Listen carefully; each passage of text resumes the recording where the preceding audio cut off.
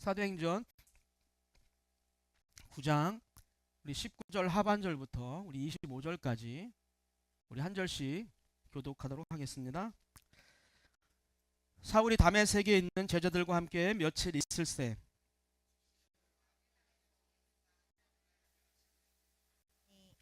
듣는 사람이 다 놀라 말하되 이스라엘에서 이 이름을 부르는 사람을 멸하려던 자가 아니냐. 여기 온 것도 그들을 결박하여 대제사장들에게 끌어가고자 함이 아니냐 하더라. 사울은 힘을 더 얻어 예수를 그리스도라 증언하여 다메섹에 사는 유대인들을 당혹하게 하니라. 여러 날이 지나매 유대인들이 사울 죽이기를 공모하더니 그 계교가 사울에게 알려지니라. 그들이 그를 죽이려고 밤낮으로 성문까지 지키너늘 같이 읽겠습니다. 그의 제자들이 밤에 사울을 광주리에 담아 성벽에서 달아내리니라. 아멘. 예, 다시 광고를 한번 더 드리고 말씀을 드리려고 하는데, 성탄 축제에 내가 뭐랄까 잘 준비하지 못하고 잘 모른다고 해서 가지시 마시고, 또 우리 어린 학생들 청년들이 또 열심히 준비를 하고 또 우리 어르신들도 이렇게 준비를 했기 때문에 내가 꼭 참석하지 않는다 하더라도 또 식사하시고 많은 시간 기다리는 것이 아니니까 좀 기다리셨다가 우리 이 성탄 축하 보고 가시면 좋을 것 같아요. 아마 보시는 분들은 제가 볼 때 그 웃음을 통해서 최소한 5년은 젊어질 것 같아요. 그죠? 청년부 그렇죠? 아직 신보검 안 왔죠? 신보검을 우리가 이제 특별 게스트로 초대해서 하는 것이기 때문에 여러분들 꼭 기대하시고. 왜 웃으시죠? 신보검을 초대해서 저희가 하는 예배이기 때문에 여러분들 꼭 참석하시고, 1년에 한 번 하는 건데, 우리 산돌교회 성탄 축하 잔치가 전국의 5만 개 교회 중에서 한 3위권 안에 드는 그죠? 예, 3위권 안에 들어요. 여러분들 꼭 기대하시고. 연기 지사님 준비 많이 했죠? 예. 아직 깜짝 쇼도 있으니까 여러분들 좀 다 참석하셔가지고, 지금 오신 분들 한 분도 가지 마시고, 여기에 또 한 줄로 여기 앞에 주일학교 앉으면 충분히 다 예배 드릴 수 있으니까 그렇게 했으면 좋겠습니다. 아멘. 오늘 말씀을 가지고 복음 이후의 길이라는 제목으로 사도행전 우리 31번째인가요? 강해를 시작하도록 하겠습니다. 여러분, 우리에게 주어지는 이 하루 24시간 그리고 몇죠? 1440분 86,400초. 이것은요 전혀 변하지 않아요. 그런데 이상하게도 연말이 되면 그 하루하루가 좀 이렇게 짧아지는 그런 느낌을 우리가 받습니다. 그리고 어떤 것이 있냐면, 힘들고 어려웠던 그런 기억보다는 지나온 시간에 대한 아쉬움과 또 동시에 앞으로 다가올 미래에 대한 어떤 꿈과 같은 것들을 내가 마음속에 품게 되는 것 같아요. 아마도 25년의 마지막이라고 하는 그 시간이 주는 아쉬움과 설렘 때문이라고 생각합니다. 이제 25년이 며칠 남았습니까?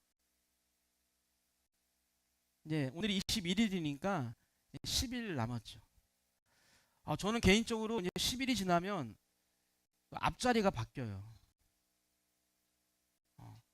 4에서 이제 5로 바뀌는데, 예전에 3에서 4 바뀔 때 느낌이 또 달라요. 이제 이 5로 바뀌는 건 좀 심하다, 그런 생각을 좀 하는데, 여러분은 어떠세요?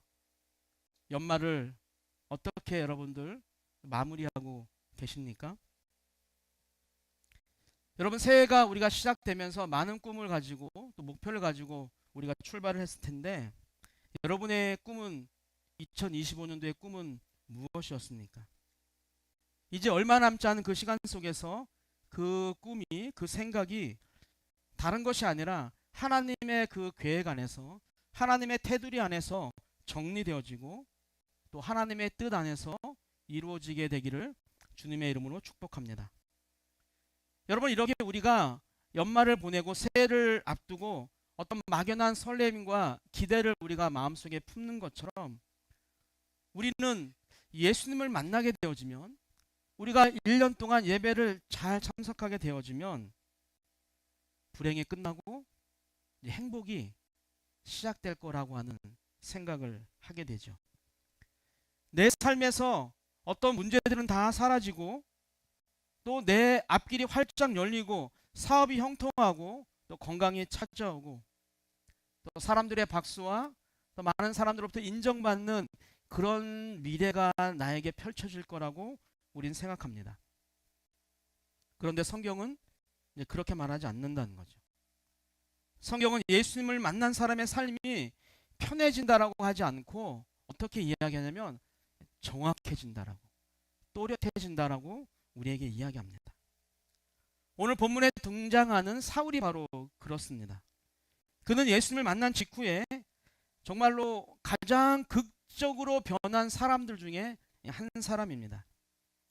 그러나 동시에 가장 빠르게 많은 사람들의 반대와 또 위협을 경험했던 사람이 또한 사울이기도 합니다.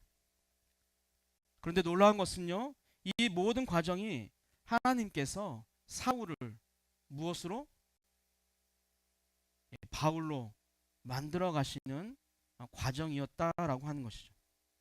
그래서 오늘 본문은 어쩌면 사울의 회심의 감동이라고 보기보다는 회심 이후에 복음을 완전히 접한 이후의 길이라고 우리는 볼 수 있죠.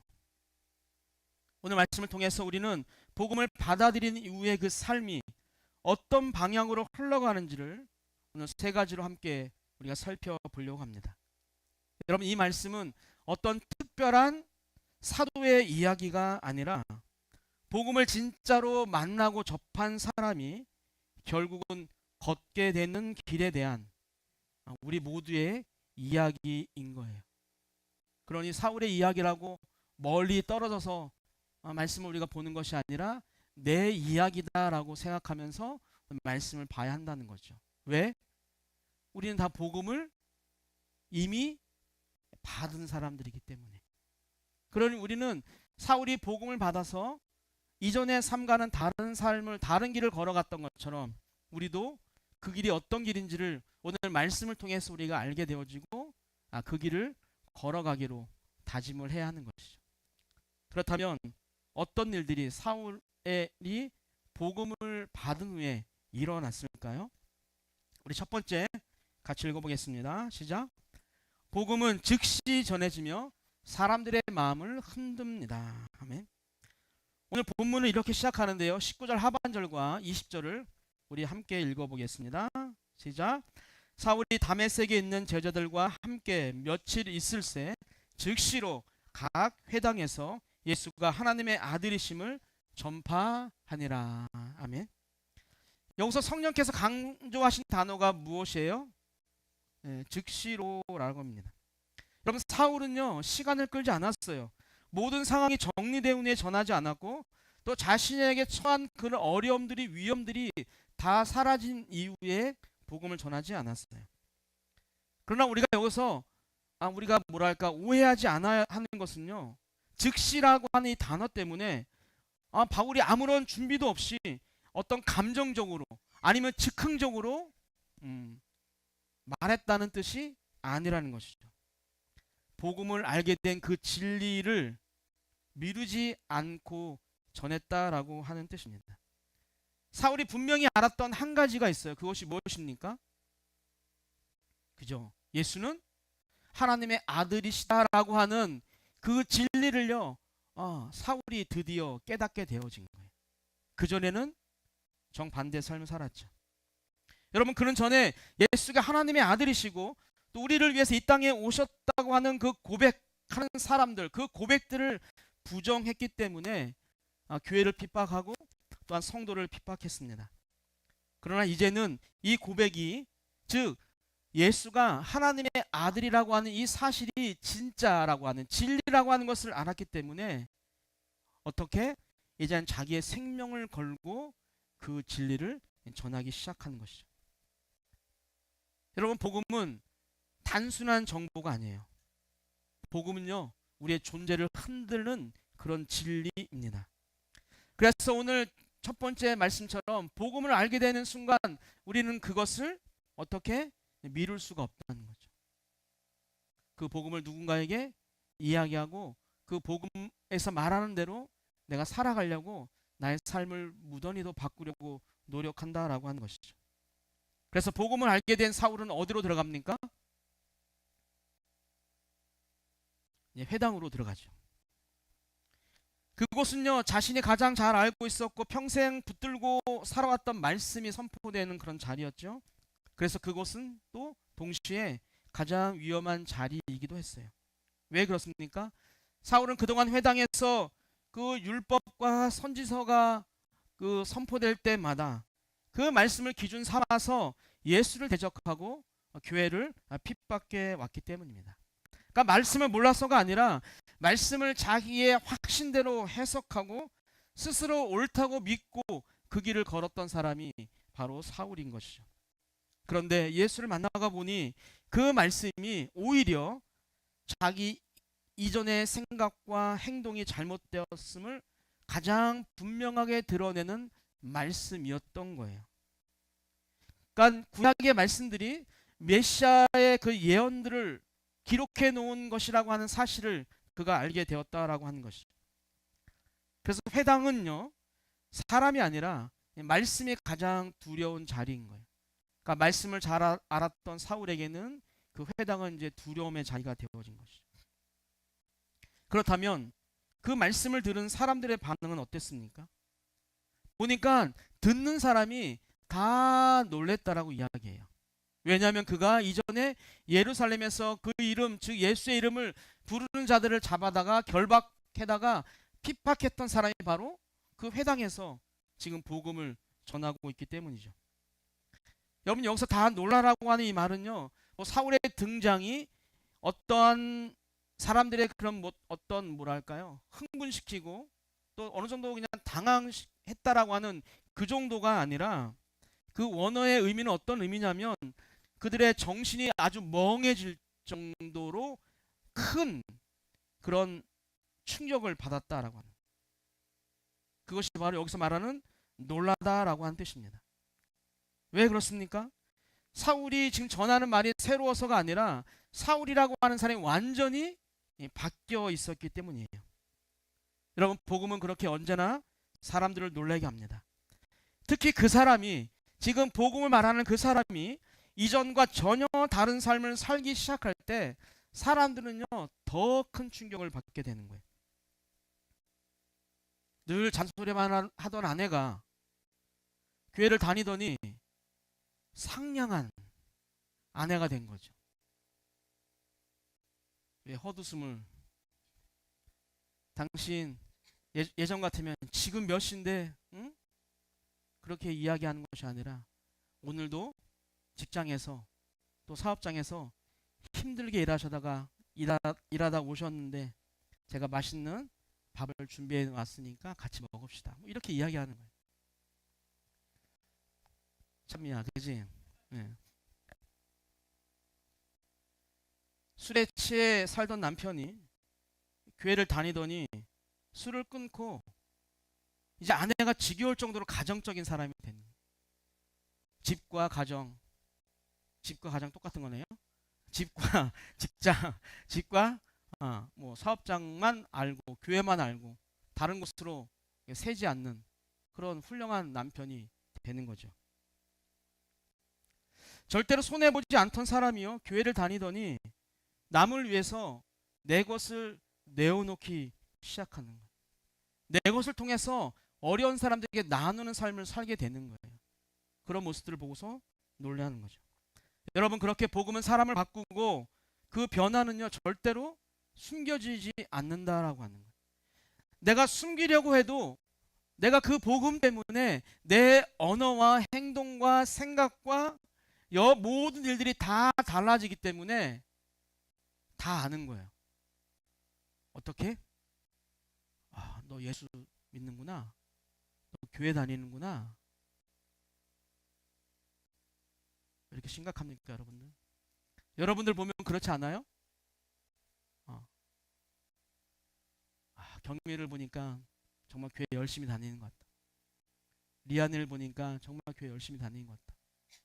성경이를 보니까 교회 엄청나게 열심히 다니는 것 같다. 그런 이야기를 듣게 되기를 주님의 이름으로 축복합니다.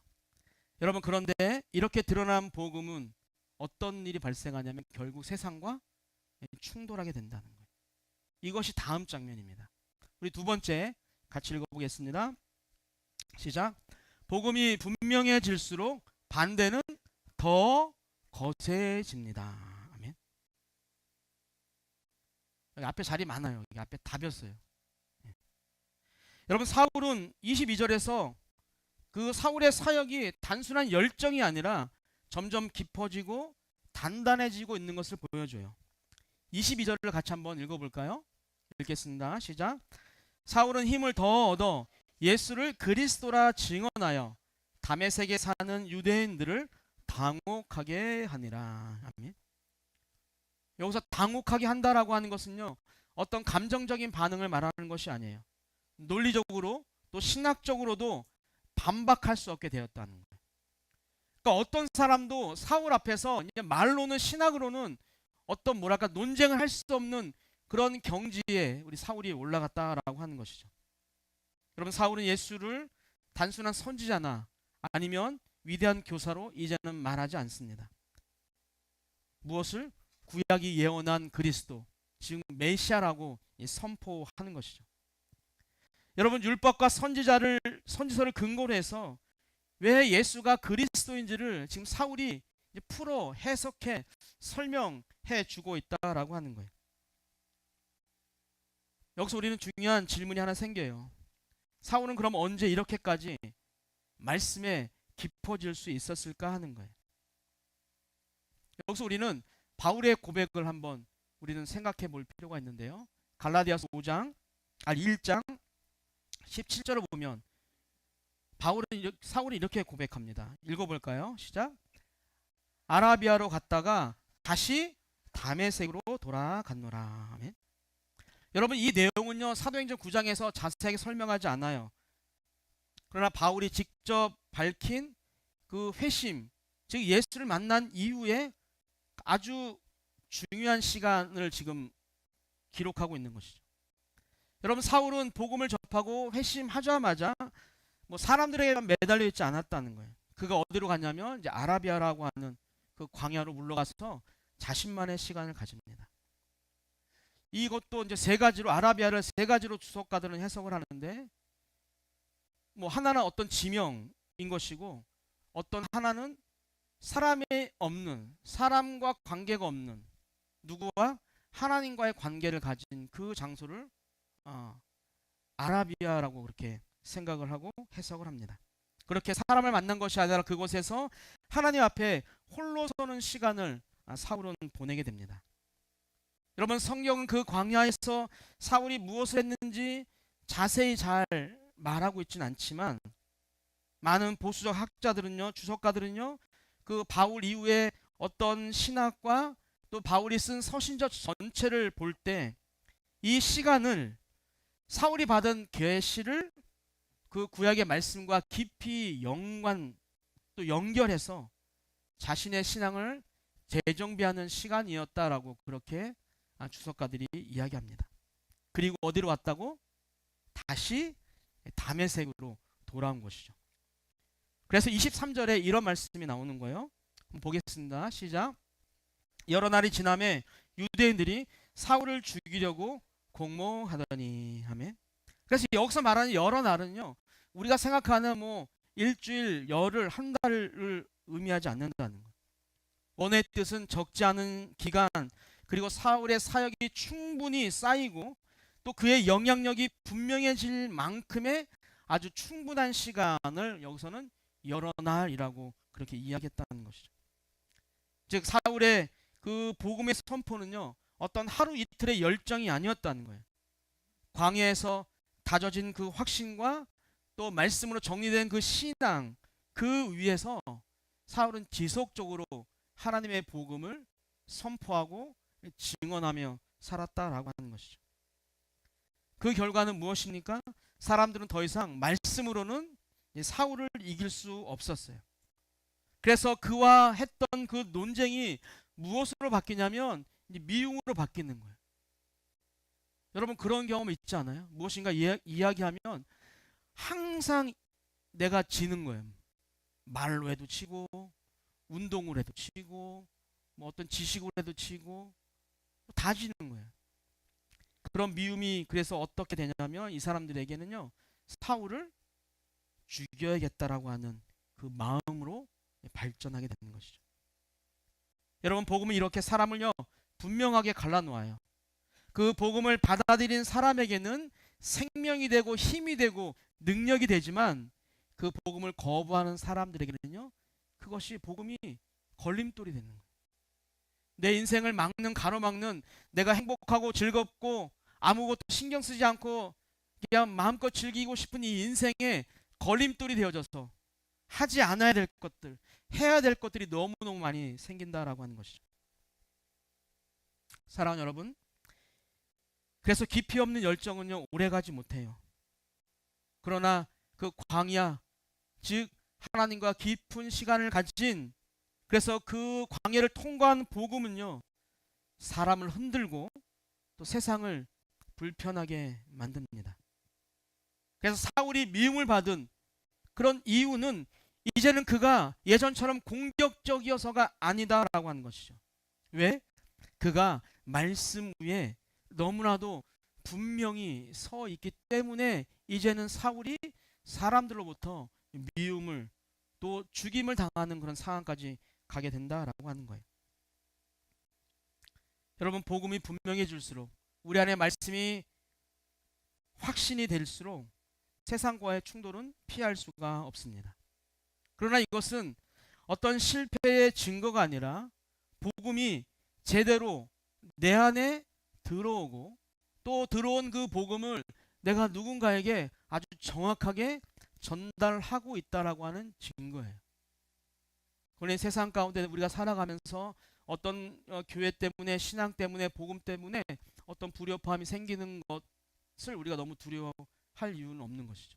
물론 내가 다른 나쁜 행동 때문에 그런 일이 생기면 안 되겠지만 내가 복음을 전하고 내가 복음 때문에 일어난 일들에 있어서는 우리가 그래 내 안에 복음이 잘 들어와 있구나, 그래 내가 복음을 잘 전하고 있구나라고 하는 그런 확신을 가지고 그 길을 우리가 계속 걸어가야 합니다. 우리 세 번째 보도록 하겠습니다. 읽겠습니다. 하나님은 낮추심으로 사람을 살리신다는 거예요. 마지막 장면인데요. 25절을 같이 보겠습니다. 시작. 그의 제자들이 밤에 사울을 광주리에 담아 성벽에서 달아내리니라. 아멘. 여러분 여기서 말하는 이 제자들, 즉 말씀을 보니까 사울을 살려주는 공동체가 이제 등장하잖아요. 바로 그의 제자들입니다. 이 말은 예수님의 12제자를 말하는 것도 아니고 기존에 다메섹에 있었던 뭐 어떤 제자들을 말하는 것도 아니죠. 사도를 통해서 사울을 통해서 복음을 듣고 믿게 된 사람들, 곧 사울의 사역의 첫 열매와 같은 사람들, 그들을 바로 여기서는 제자다라고 표현하는 거예요. 여러분 사울은 아직도 어떤 사도로서 공식적으로 세워지기 전에 인물이죠. 그런데 벌써 무슨 일이 일어나고 있어요? 누군가를 자신의 제자로 세우고 있었고 또 그 제자들이 사울의 생명을 살려낸다는 거예요. 여러분 사울은 이미 적지 않은 시간을 지내면서 이제 말씀으로 단단해졌고 복음을 분명히 증언하는 사역을 감당하고 있었습니다. 그러나 여전히 그는요 이름도 자리도 사역의 방향도 완전히 자리 잡지 않은 그런 상태였어요. 그런 사울을 우리 하나님께서 홀로 두지 않으시고 무엇을 통해서? 공동체를 통해서 사울을 구원해 주신다라고 하는 거예요. 여러분 우리가 아는 것처럼 사울은요 다메섹에 들어올 때 어떤 사람이었어요? 여러분 대제사장의 공문을 들고 정말 정정당당하게 그 길을 걸었던 사람이 바로 사울입니다. 그러나 오늘 보니까 다메섹을 떠날 때 그는 어디에 담겨가요? 광주리에 담겨가요. 한번 상상을 해보세요. 내가 들어갈 때 뭐 우리 군인이라고 이야기하면 막 3스타 탁 별 달고 멋있게 막 들어갔는데 나올 때는요 뒷구멍으로 개걸음 쳐서 도망가는 거랑 같아요. 그 광주리가 얼마나 컸는지 모르겠지만 사울이 뭐 안전하게 내려올 수 있는 그런 광주리였을까요? 어떤 작은 광주리에 간신히 그뭐 어떤 끈에 몸을 의지해서 정말 처량하게 그 성벽을 내려올 수밖에 없었던 그게 바로 사울이었다라고 하는 것이죠. 그러나 중요한 것은 이 장면은 실패가 아니라는 것이죠. 이 장면은 도망도 아니라는 거예요. 이 장면은 하나님이 사울을 살리시는 한 가지 방법이라는 거예요. 여러분, 하나님은요 사울을 성문위로 높이지 않으시고 이제는 성벽 아래로 낮추십니다. 왜 그럴까요? 아직 사울에게는요 더 배워야 할 길이 많이 남아 있었기 때문이에요. 하나님의 사역이 아직도 많이 남아 있었기 때문입니다. 그래서 광주리는 사울의 자존심을 꺾는 도구였고 또 동시에 사울의 생명을 살리는 도구였다라고 하는 거예요. 여러분, 하나님은 사울을 꺾으시지도 무너뜨리지도 않으시고 낮추심으로 그를 지금 살려주고 계세요. 그리고 하나님은 지금도 같은 방식으로 일하시고 있다는 거죠. 때로는 우리의 자존심을 꺾으시고 때로는 나의 자랑거리를 우리 하나님이 한 번에 다 싹 가져가시고, 우리 간증을 들으면 그런 얘기 많이 듣지 않습니까? 남부럽지 않게 살았다고. 대문을 열고 집까지 가는데 한 뭐 10분을 걸어가야 뭐 집이 있었다라고 하는, 남들 아무것도 없을 때, 뭐 라디오도 아무것도 없을 때 TV에 자동차에 그렇게 살았다라고. 그런데 어느 순간 한순간에 아버지의 사업이 부도가 나서 저 신림동 그 산 언덕에 올라가서 판잣집에 살았다라고 하는 그런 이야기들을 여러분들 많이 들으셨을 거예요. 물론 거기에 이제 뭐 MSG가 좀 섞어져서 100m가 아니라 한 10m인데 어렸을 때는 멀어 보이니까 그렇게 보이는 것이겠지만, 그렇게 그렇게 우리의 자랑거리를, 내가 높아질 수 있었던 모든 것들을 다 사라지게 하시기도 한다는 거예요. 그래서 우리에게 나는 아무것도 할 수 없고 나는 아무것도 아니다라고 하는 생각까지 하게 한다는 거죠. 그러나 똑같이 그렇게 하시는 것은요 우리를 꺾거나 부러뜨리려고 하는 것이 아니라 그 낮은 자리를 통해서 어떻게 하시기 위해서 우리를 살리시기 위함이라는 거예요. 여러분, 그 자리는 어쩌면 직장에서 물러나야 하는 자리일 수도 있어요. 어쩌면 어떤 관계 속에서 내가 한 발자국 뒤로 물러서야 하는 그런 자리일 수도 있습니다. 아니면 뭐 사역에서 잠시 내려와야 하는 그런 자리일 수도 있어요. 모두가 다 겉으로 보기에는 패배처럼 보이고 또 도망자처럼 느껴질 수도 있어요. 그러나 그 자리가 어떤 자리일지라 할지라도 그 자리 안에 하나님이 함께 하신다면, 우리의 그 상황 가운데서 내가 하나님의 손 안에 내가 놓여 있다면, 여러분, 그것은 끝이 아니라, 그것은 패배가 아니라 바로 하나님께서 나를 사용하시기 위해서, 나를 살리시기 위해서 다시 준비하고 있는 자리라고 하는 것이죠. 아멘. 그럼에도 불구하고 저는 이제 여러분들과 함께 믿음의 길을 걸어가야 하는 목회자로서 그 낮은 자리가, 그 광주리의 삶이 지금 빨리 없어지고 빨리 사라지고 행복하고 복된 시간들을 보냈으면 좋겠습니다. 이러면 암이 더 커지죠. 네. 저번에 우리 새신자들 이렇게 3주 동안 나눔을 가졌잖아요.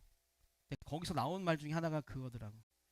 우리 교회에 바라는 것이 좀 무엇인가? 이 아멘이 좀 없다는 거. 아멘. 그래서 막 자기는 또 하고 싶은데 아무도 안 하니까 그걸 못 한다는 거예요. 근데 그 아멘이 뭐예요? 그렇게 될 줄 믿습니다라고 하는 거잖아요. 그래도 안 하잖아요, 지금. 우리 그때 세 분 우리 큰 소리로 하기로 했잖아요. 그럼 그것이 전염되어져서 모두가 다 아멘 할 거예요. 아멘. 예. 제가 부임해서 가장 큰 아멘이었습니다. 결론입니다. 여러분, 복음을 만났다는 것은요, 한 번의 감동을 지나서 하나님이 이끄시는 길 위에 서게 되었다라고 하는 거예요. 그 길은 늘 환영받는 길도 아니고 언제나 안전하고 평안한 길도 아니에요. 때로는 내려와야 하고 때로는 숨어야 하고 때로는 기다려야 하는 길일 수 있습니다. 그러나 중요한 것은 그 길은요, 우연이 아니라 하나님의 소원 안에 있는, 우리를 쓰시고자 하는 그 길이라고 하는 것을 우리가 꼭 기억해야 한다는 거예요. 그러므로 이제 우리는요, 사람이 도와주는 길이 아니라 하나님이 책임지시는 길을 선택해야 합니다. 높은 자리가 아니라 순종할 수 있는 자리를 선택해야 합니다. 사랑하는 우리 산돌 성도 여러분, 또 방문하신 우리 권사님, 우리 알게 된 진리를 이제는 미루지 않고 사십시오. 상황이 넓어지지 않아도 우리 믿음의 길을 멈추지 마십시오.